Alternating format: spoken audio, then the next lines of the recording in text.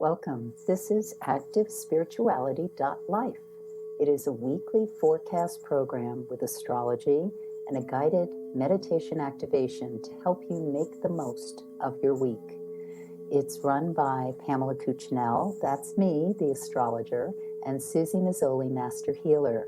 We invite you to find out more about our individual work. Suzy Meszoly, SuzyMeszoly-healer.com, or insightoasis.com for astrology. You can also find both of us at ActiveSpirituality.life, and we look forward to your joining us every week. Please share with your friends. Here we go. Hi, everyone. Welcome to ActiveSpirituality.life with Pam and Suzy. And we are looking at, I believe, the very last week of November for 2021. Pam's going to give us the rundown for the week, and I'll be back with our meditation. What's in store, Pam? Okay, I'm looking at November 29th, and that starts us off the week with the moon in the sign of Libra. And basically what's going on at the beginning of the week is we have some really good, juicy energy for relating, talking to one another, working things out. So if there's something you're negotiating or having a discussion with, or someone who it's difficult to see eye to eye, these couple of days, Monday and Tuesday, are actually very good for meeting someone where they are. Monday is, one can feel very inspired, very jazzed, very, if you're a person on a creative project or trying to figure out a puzzle or research or how to approach a certain problem, you might get very inspired in the morning. There might be something that comes in and just presents itself, or you've been able to spin a certain thought process, concept, or blockade in a new way that enables you to move forward with great precision, actually, and almost as though you don't know how you're getting there. The picture I have, it's a picture between Mars and Neptune, and the picture in my mind is one is swimming a distance or working on getting to shore, and it feels so far away. And then it's almost as though you're carried. A certain current comes, or a wave, or something allows a exponential increase in what you've been able to accomplish at that point in time. So this can be a very eventful, a morning that feels as though a lot happens without as much effort. What happens is we're able to approach certain conversations and situations, and this may be a conversation that's playing in your own head. It may not be there's anyone else in the room or that you're in dialogue with. But what happens is that we're able to meet or understand or move through, especially an old wound or something that has given us trouble in the past. And when we're able to look at this with fresh perspective or kindness, and this is especially relevant if it's something happening within you, and it might be outside another person that you're in dialogue in, but we're all connected to one another. So if somebody's hurting, it's also indicative of perhaps something that's hurting within. And so we learn from these dialogues through these experiences, and especially now in our highly polarized world where it seems like every day, every moment, every half hour, there's something in the news or something that we hear about, or is revealed to us that just seems like, oh my gosh, can we ever get through this? And how we get through this is by feeling more and opening up sensitivity to more. So the last thing we want to do is close down from things that may seem painful or hurt or difficult to process. Because when we do that, we disengage, we cut ourselves off from the rest of the world. And that's part of what happens when people get extremely polarized.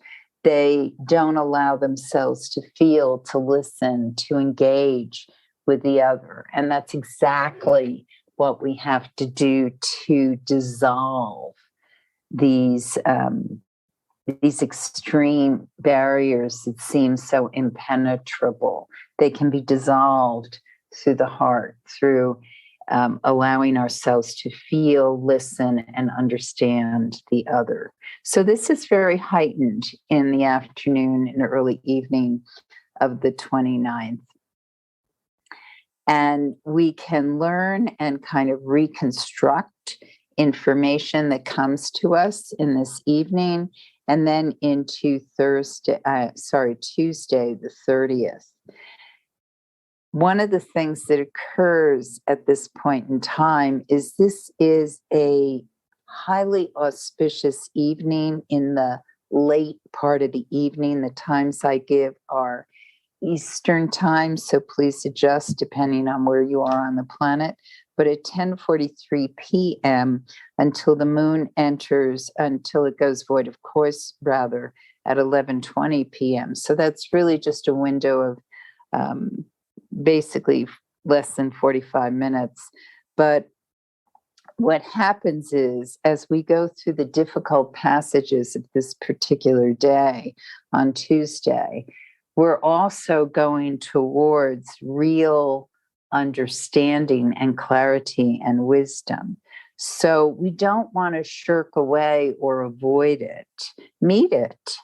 If you find yourself someone who's feeling as though you're at a standstill with how you're able to meet your needs or get what you want, that one seems to be at the cost of the other, then be aware of that, contemplate it, bring it to the foreground, ask yourself, how can I make both these things, bring both these things into balance so that what I want is also what I need, and what I need is also what I want, that there's reconciliation there. And even if just for a nanosecond or a moment we contemplate the possibility of that, we can lift and move into new phases of understanding about what it is we truly desire and who we really are. So there's a lot of love and creativity juice that happens in this afternoon, which is necessary because we are meeting something that's difficult, something that's challenging. We certainly will probably see this in the news arena. Some of us are going to be feeling this acutely, especially if there's cardinal sign energy active in our horoscope. So that's Capricorn, Cancer, Libra, and Aries. And this could also be what's going on in your horoscope by progression. So you may know your natal horoscope, but depending on how many years you've been here, the planets are always moving by a timing system we call progression. So many of us are experiencing this in some way or another, where we have to basically meet our power source. And often when we do that, it means we have to confront or move past or compost or let something die within our lives. So what that means is it's not as dramatic necessarily as a life passage, but it can be another kind of life passage. So not that someone actually leaves the mortal world, but that a way that we used to do things or how we used to make things happen ends. And when that occurs, then we have to reconstruct. Something has to come out of the ashes of what was. And for many of us, that's what's going on now in some shape or form. It certainly is happening throughout the United States with what we witness in how we run government, how we relate to one another sociologically. These are things that are ending in the United States. And then the question is, what comes in next? So we're in highly creative times of visioning. And we're also in the waning moon cycle heading towards that eclipse that happens in a few days. So let me continue. On Wednesday, the 1st, Neptune goes direct. So from our perspective, it now appears to be moving forward. And so that can give many of us a kind of revamp or a sense of heightened creativity, or as though certain things that were hard to understand or seemed obfuscated or not that clear. It's not necessarily that they come into crystal clarity, but our confusion about it, or our unsettledness, or our sense of we don't know the way, can start to ebb, and we can feel okay with the not knowing.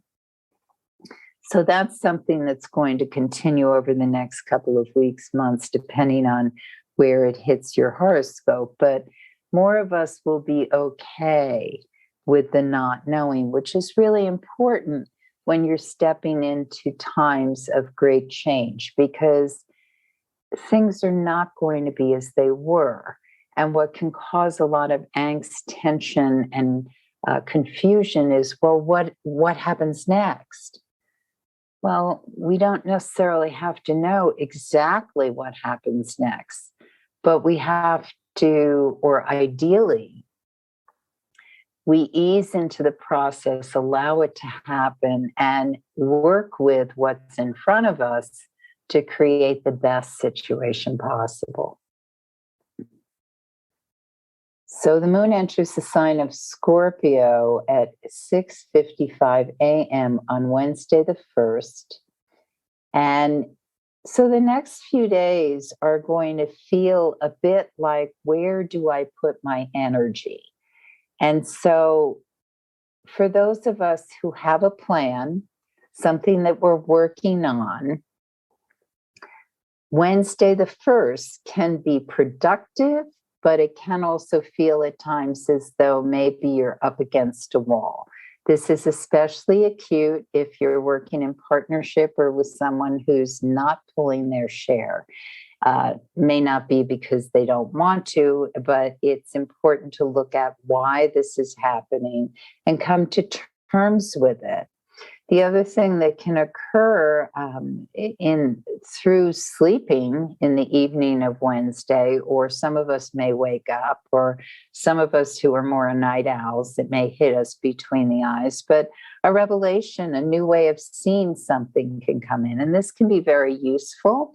It can also be a little off-putting if we've been very attached to the way things were happening. It may be more helpful to basically switch gears and realign, or we may just consider that, okay, that's an alternative, but I'm going to stick with what I know. So your decision comes up through this, but be aware that something may be offered that is helpful. It may also be a detour or distraction. You decide. The most important thing to keep in mind on Thursday, the 2nd, is, am I staying with the task at hand? Because there can be a tendency to get a bit derailed, to have other things coming in. And it's really much better to finish up, put to rest anything that just has a little farther to go. Also, It may be that something comes in, you think, wow, that's really something I have to work on. Put it aside, put the thought aside, jot it down, because the new moon solar eclipse is happening, but it's not happening yet. So you want to act on that once we get into the weekend early next week, because that will be a much better time, much more helpful to be rolling something new out. So on Friday the 3rd is the solar eclipse. It's the last eclipse of the year, and it's also the second in the series that we saw in late November. So this eclipse, the moon enters Sagittarius at 7:13 a.m. It had gone void at 12:22 a.m. on December 3rd. And it starts moving towards that eclipse, the new moon, that happens exactly at 2:43 a.m. on Saturday the 4th. So we're in the orb of it. Depending on where you are on the planet, you may actually be experiencing the eclipse. Just do the math or the calculation, time change. And it's happening exactly on December 4th at 2:43 a.m. Eastern Time.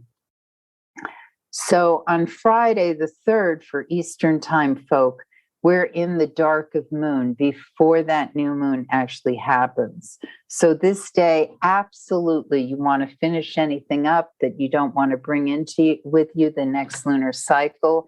This is a very powerful dynamic eclipse. These eclipses, those of you who've heard me speak before, echo what occurred in 2002. Of course, the planets are always moving, so it's not exactly the same, but if something was going on for you at that point in time, you want to look at what was going on and say, oh, okay, I'm going to adjust perspective because I don't want to fall into the same sequence I did last time. Or, wow, I want to really work with that and power on that so that I can move with it very effectively. So you decide, but it is important to keep in mind that in 2002 in the United States, that was when everybody in the administration was looking for proof of weapons of mass destruction to get into the Iraq war. So it really behooves us to think in terms of what can we vision or imagine for the United States that doesn't look like a blame game and ramping up military and intervention against, quote, terrorism. So this eclipse on Friday, as we go into that dark of moon, it's what is it you want to vision for your life, for the United States, whether you live in it or not. It's a big country. It affects the world. And what is it you want to act on and move on in this time of, because the thing about this eclipse, the solar eclipse, is in the series, it usually has a lot to do with joy and abundance. So we want to really fine tune the abundant energy to be in ways that benefit all, not just benefit some. And what provides people with joy?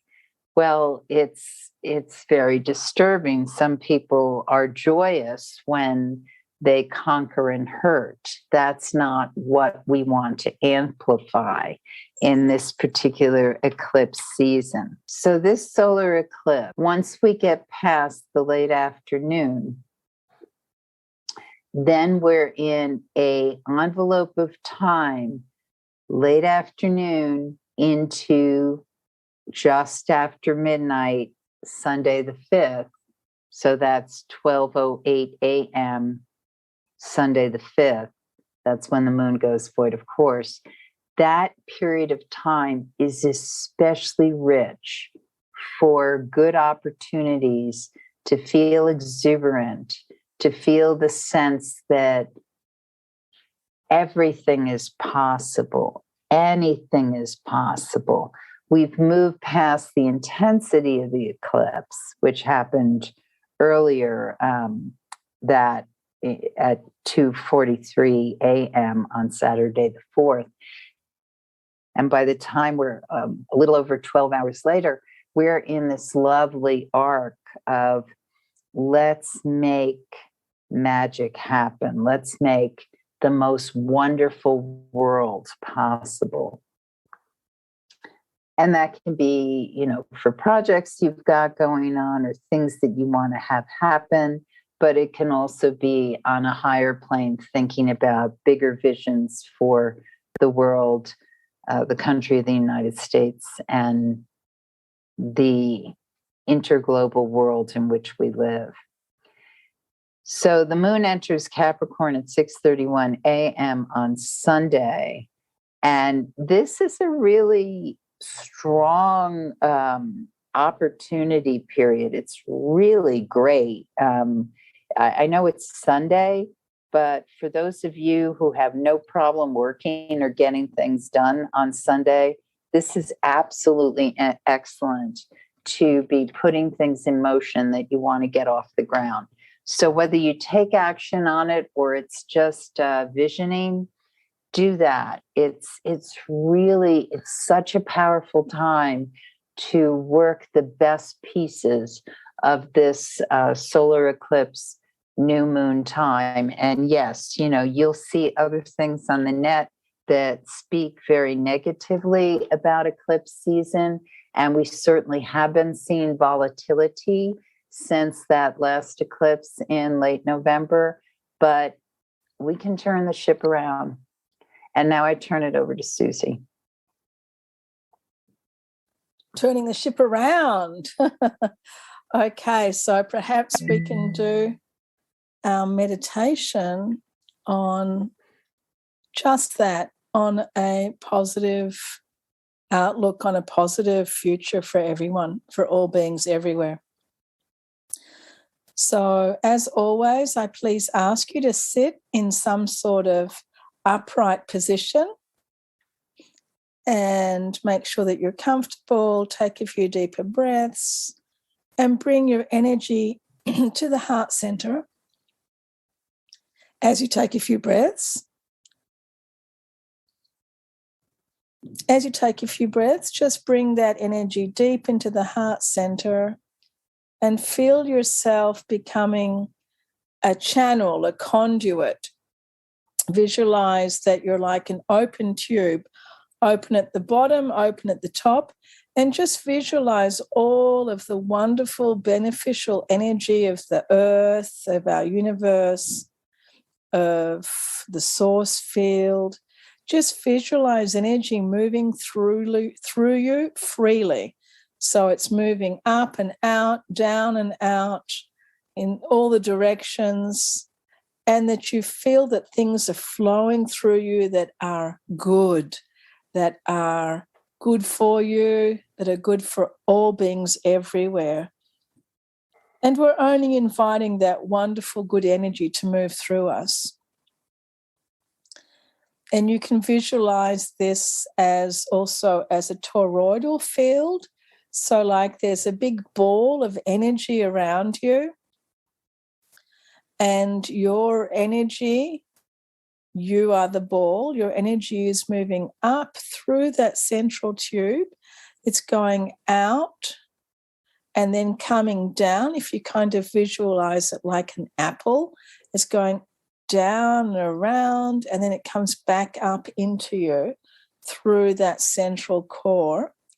And this is moving in both directions, going up and down around you and coming back inside and in the opposite direction.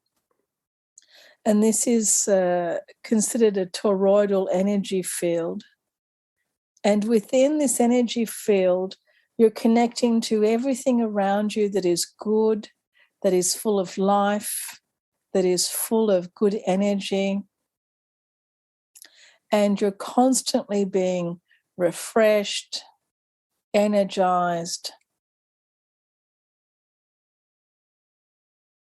And as we're doing this now, let's visualize the earth, all of our brothers and sisters around the earth, all beings, all of the animals and the plants, all of our little microscopic brothers and sisters, all our relatives, all of the trees, the plants, all of the oceans, the waters, the fresh waters, the water inside the earth, the ice,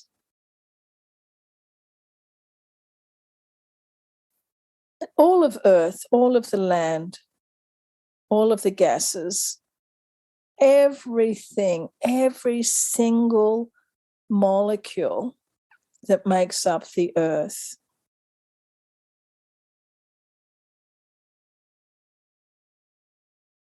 And visualize all of this earth, all of these molecules as experiencing this same type of flow, what we just experienced through our body, through all of the molecules. So every molecule of everything, every living being, every so-called non-living being, everything on the planet is going through this process of this beautiful energy moving in and through it and out and in. So every molecule is literally breathing. Everything is alive. Nothing is blocked. Everything is in constant movement, whether it's a rock that's been sitting there for 1 million years or whether it's a butterfly. Everything, every molecule in movement. And when we have movement, there's no stagnancy. When we have movement, there's an ability to be fresh, alive, aware, adapting.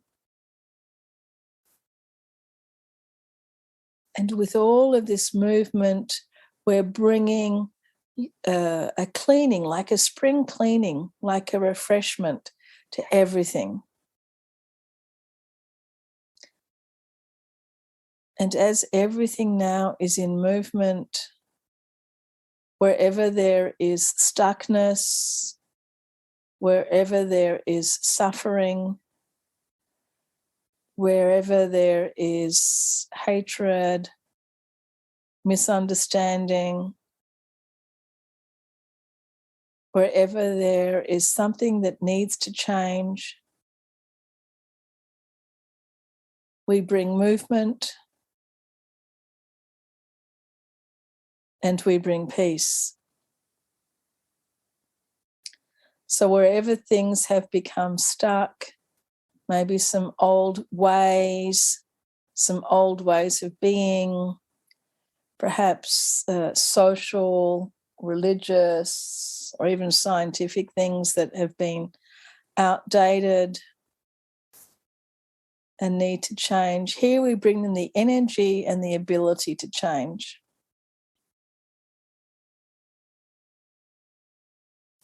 We allow everything to be in movement and to refresh. And we visualize the world now in this wonderful flow where all beings' needs are met, where we are able to change our ways and change our lifestyle to accommodate everything here on this planet that needs our attention.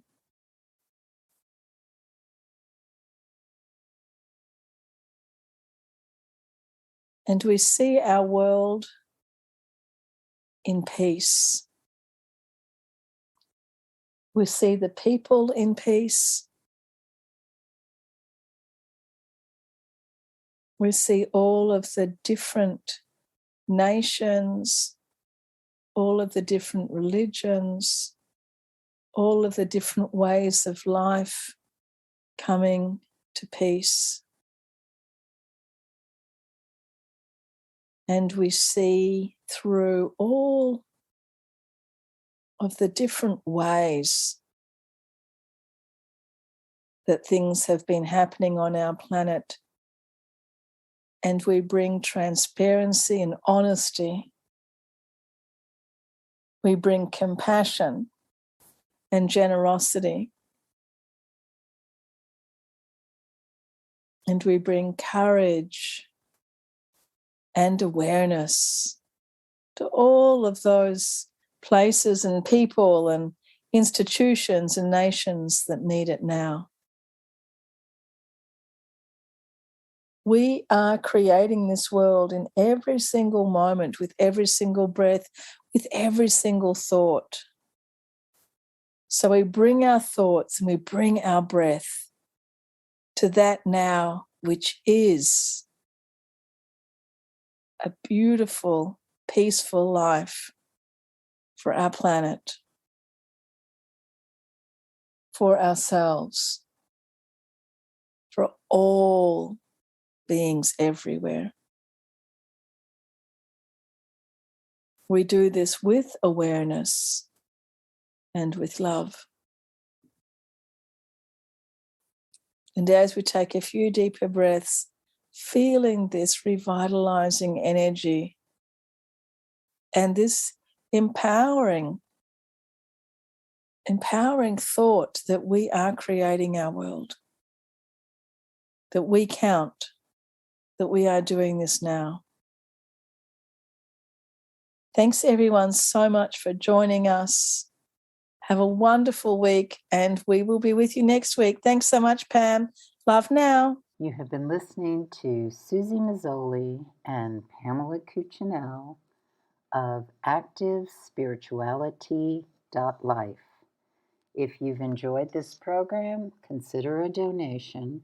You can find the link for that, ActiveSpirituality.life. Regardless, we look forward to having you join us again for next week's podcast. Please share and have a great week.